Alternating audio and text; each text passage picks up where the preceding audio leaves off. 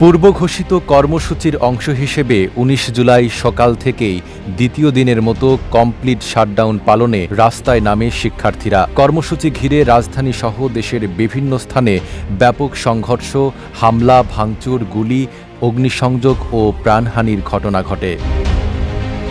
ওই দিন সারা দেশে অন্তত ৬৭ জন নিহত হন, যার মধ্যে ঢাকাতেই প্রাণ হারান ৬২ জন।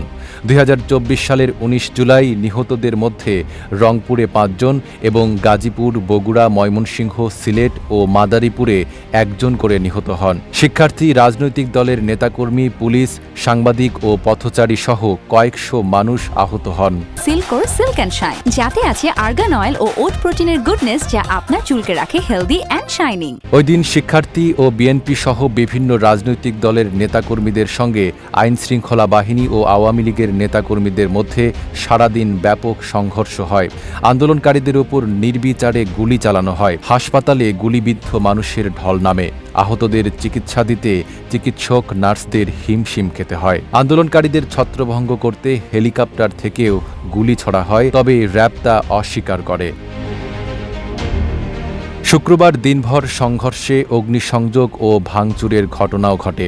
বিআরটিএ ভবন, পিবিআই কার্যালয় সহ একাধিক সরকারি স্থাপনায় অগ্নিসংযোগ ও মেট্রো রেলের কাজীপাড়া স্টেশনে ভাঙচুর চালানো হয়।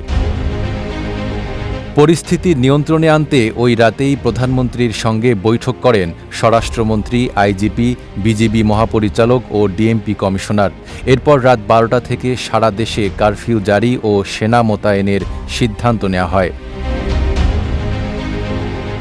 মধ্যরাতে বৈষম্যবিরোধী ছাত্র আন্দোলনের অন্যতম সমন্বয়ক নাহিদ ইসলামকে আটক করা হয়। এদিকে সরকারের সংলাপ প্রস্তাব প্রত্যাখ্যান করে বৈষম্যবিরোধী ছাত্র আন্দোলন ৯ দফা দাবি পেশ করে এবং কমপ্লিট শাটডাউন অব্যাহত রাখার ঘোষণা দেয়। এদিন আন্দোলনরত শিক্ষার্থীদের পাশে দাঁড়ান তাদের অভিভাবকরাও। নাঈম আরাবী, ঢাকা পোস্ট।